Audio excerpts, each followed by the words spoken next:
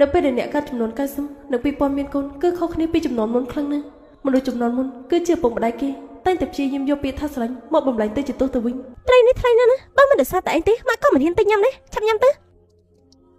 ញ៉ាំម៉ាក់ញ៉ាំដែរទៅម៉ាក់មិនចូលចិត្តញ៉ាំទេ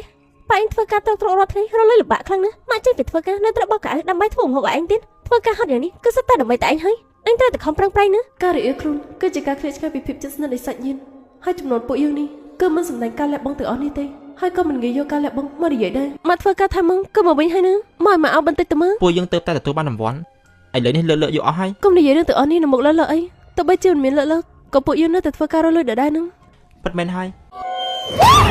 ថ្ងៃយើងដល់ហើយដល់50ដងអីអត់មានជ្រុះសាក់បាទអីឈូបាទ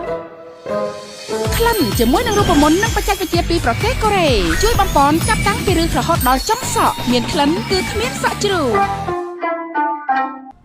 អាយ៉ាលើពួកយើងកាន់តែព្យាយាមញែកនៅសាច់រវាងគុណនិងបន្ទុំបដូរទៅជាការស្លាញ់ហើយនឹងការកំដរឪពុកម្ដាយពួកយើងរស់នៅក្នុងសម័យកាលបុរាណមកឲ្យនឹងប៉ារលុយវេទនាខ្លាំងណាស់ខំធ្វើគ្រប់បែបយ៉ាងឲ្យតែឯងទៅរៀនឯងទៅប្រឡងបានបន្ទុំប៉ុណ្ណឹងមកវិញនេះស័ក្តិសមនៅអ្វីដែលយើងខំប្រឹងធ្វើដល់ឯងដែរឬកូនលើកក្រោយក៏នឹងប្រឡងបានល្អជាងនេះឯងមើលតកូនរបស់មីងចាំងទៅហេតុអីគេប្រឡងបាន100ដល់ពេលនោះគេនឹងទៅរៀនសាកលហើយឯងក៏ទៅធ្វើការរោងចក្រដល់ពេលនេះច្បាប់របស់ឯងគឺចប់ហើយតែឯងដឹងអត់នេះយកស្អី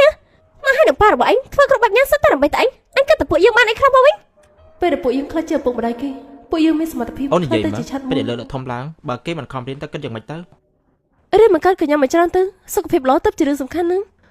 ចុះបើគេមិនអាចប្រឡងចូលសាលាល្អហើយខ្លាចទៅជាអ្នកលក់អីវ៉ាន់តាមផ្លូវចាំមកអូននិយាយយ៉ាងម៉េចទៀតបើគេទៅលក់ដំឡូងបានឈ្ងុយហើយផ្អែមនោះ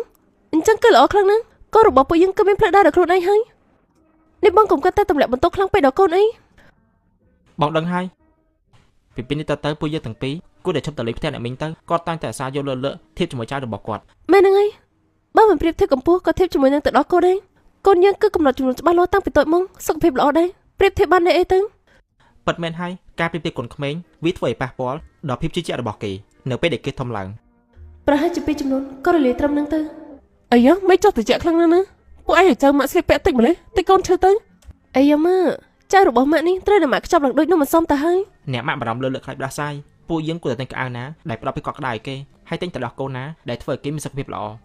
ការបារម្ភរបស់ម៉ាក់ខ្ញុំយល់ទោះបីជាសុខភាពចៅទុនខ្សោយក៏ដោយក៏ពួកយើងតែងតែប្រយ័ត្នប្រយែងរហូតមកដែរពួកយើងគឺយកចិត្តទុកដាក់ហើយនៅលើទៅដល់កូនដែលល្អបំផុតសម្រាប់គេហ្នឹងពួកកូនក្មេងៗគឺប្រកាសជាច្បាស់ជាងម៉ាក់ហើយលើឲ្យប៉ាម៉ារបស់ឯងតិចទៅដល់កូនល្អចៅទៅណាចៅធំឡើងត្រូវតែខំប្រឹងប្រែងរៀនសងគុណទៅពួកគាត់វិញលើលោកយាយនិយាយលេងនឹងកូនទេណាម៉ាក់ប៉ាគ្រាន់តែសង្ឃឹមថាកូនធំឡើងគឺនឹងមានសុខភាពល្អទៅក៏បានហើយតែប្រធានបទតាក់ទងនៅរឿងថាធ្វើមិនខ្លាចជាឪពុក